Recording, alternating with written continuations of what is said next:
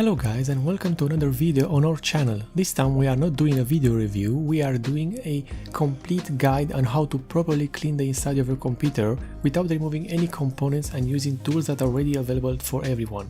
However, to keep this video to the point and short enough, this is a guide on how to remove most of the dust out of your PC. If you would like me to make an in-depth video about how to clean your graphics cards, or perhaps to make a video about how to clean a CPU heatsink, then by all means please leave a comment saying so. I really appreciate the feedback on this channel. Let's begin with what tools I will be using for this task. A pair of anti-static gloves, 2 small painting brushes and 1 large makeup brush. In addition, I will be using a microfiber cloth to catch any dust that comes out of the computer. The small brushes are for tight corners and spaces between the components, while the large brush is going to be used for removing most of the dust particles from the large areas of the PC. And here you can see the extent of the dust inside my computer. The rear dust filter, which is mounted over an intake fan, is completely filled by dust. Not even light can pass through it at this stage. First, let's begin by removing all the dust filters from the computer case. Starting at the back side, we'll remove the power supply filter. This one serves always as an intake for the power supply and will get full of dust depending on what surface the computer is being placed. For example, a carpet will attract more dust into the filter than a wood desk. Now let's remove the floor dust filter, and this one is removable from the front of the case. This filter will be the cleanest out of the bunch because there are no fans mounted on the floor of the case at this very time. Thus all the dust trapped inside this filter will be due to the negative static pressure inside the case. And now we will remove the front intake dust filter, and as you can see, I've already made a mess out of this. Both the dust filter and the metallic mesh in the front of the case are completely blocked out by dust. Make sure to put all dust filters in a plastic bag before cleaning them. In fact, the filters will be the last items to be cleaned out in this guide due to the fact that they are the last components to be installed again. This is the back of the case with all the wire management already done. Not much dust can enter this space, so we are not going to address it in this video. As a quick advice for wire management, do not bundle and overlap the cables on just one area of the case. Instead, loop the cables as far as you can. This way each wire will be stretched and flattened naturally and the side panel will fit with ease. Also, it looks much better this way. Getting the bulk of dust particles settled on the power supply is easy. Just use the microfiber towel mentioned earlier and gently wipe the top of the power supply. Apply just a bit of pressure to catch even the dirt particles that are stuck on the metal casing. Now place the microfiber towel on the back of the graphics cards. The first reason for this is to wipe the back plate, while the second reason is to have something to catch the dust particles that will fall from the motherboard when you use the big makeup brush to remove the dust. Starting with the RAM modules and their heat sinks, wipe them in vertical motion on a short area. Don't forget the tubing for the CPU cooling, the motherboard heatsinks and the I/O cover of the I/O shield. Still with a big brush, gently wipe the outer part of the fan frame. Don't forget the corners, screw holes and wire channel of the fan. Going back to the motherboard, wipe with small movements the small components of the board. Doing so will remove any dust that has settled back on the components from us wiping the initial layer off. Now with a small painting brush, you can clean the dust inside all the little spots of the RAM DIMMs and motherboard. As said previously, use vertical movements to not only remove the dust but also allow other dust particles to fall on the microfiber towel.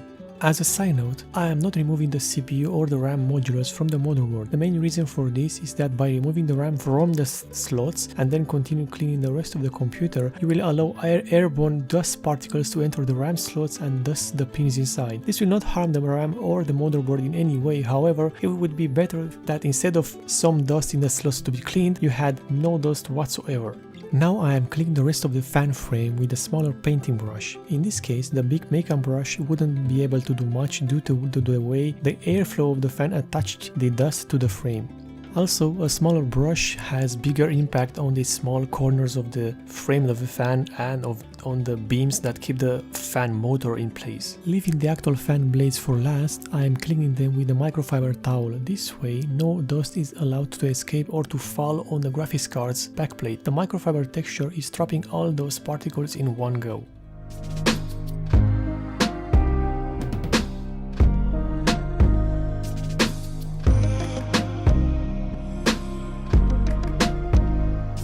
At this point, grab your set of brushes and start cleaning under the graphics cards. The PCIe slots and the chipset heatsink are by far the easiest to clean. The smaller painting brush can be used to clean above the PCIe slots and around the metallic sound card shield, while the makeup brush can be used to better remove the dust particles that have settled back on the motherboard. In this case, the size of the brush helps to clean a bigger area in one swipe. While you are here, don't forget to clean the PCIe covers, especially if they are perforated for better airflow. In most cases, those small spaces are always covered in dust. Moving on to our final cleaning operation, we need to remove the graphics cards to gain a better access to its fan and heatsink. For this, first unplug the power connector by pressing on the plastic clip that holds it in place, then remove the screws that hold the graphics cards, and then gently wiggle the graphics cards out of the PCIe slot.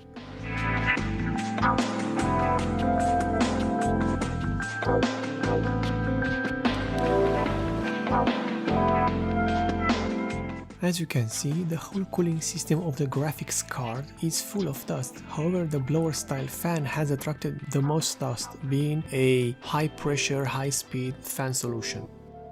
Now grab your two small painting brushes and gently clean the fan blades with vertical motions. Don't worry if the dust will not be removed in the first swipes. This area is harder to clean due to the small access space that you have. The microfiber cloth will come in handy due to its way of not only removing dust but keeping it from falling out. At this point, gently swipe the fan blades with medium pressure to ensure that the cloth gets some access inside the blades and cleans some of the excess dust.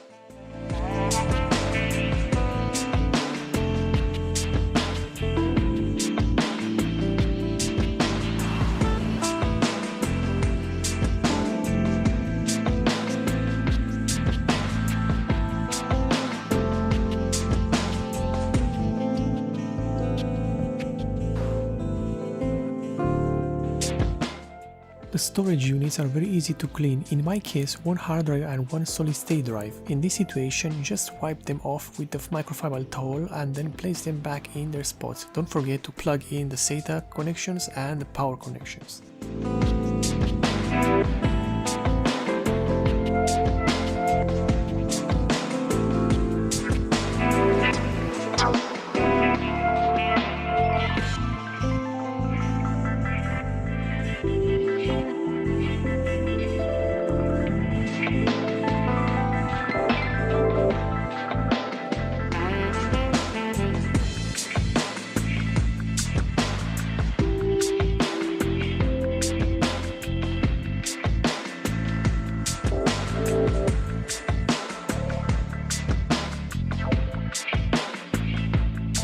In addition, don't forget to clean the rubber grommets if your case has them. Due to the rubber texture, these attract dust like a magnet and will be a constant source of dust particles even after you clean everything. Use the brushes to clean the corners and ridges of these grommets.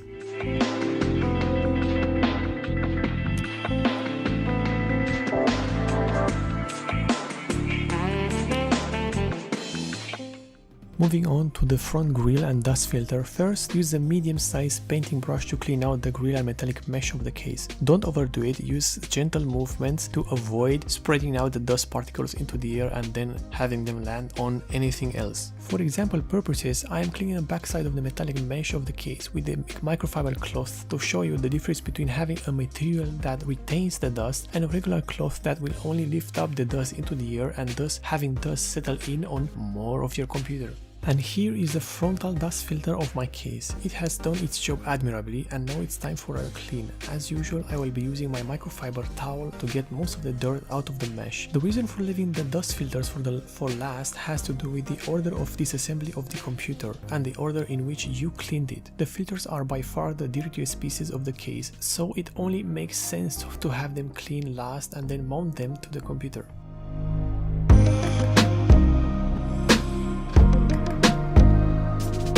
We have gone from having this level of dust to having a clean computer that looks like this, with only a towel, a couple of brushes and patience. Now the only thing left to do is fit all the dust filters on their respective spots and assemble everything that was taken apart. This includes the side panels and, in my case, the front panel. In the end, I hope this video is helpful to you guys, and I will be very interested in hearing your comments and opinions, not only about this video but about cleaning the dust out of your computers in general. Also, please remember to like or dislike this video, subscribe, and the most important for me, comment and let me know what you liked and didn't like about my videos. This way I can improve them further and create a better community for everyone. Until next time.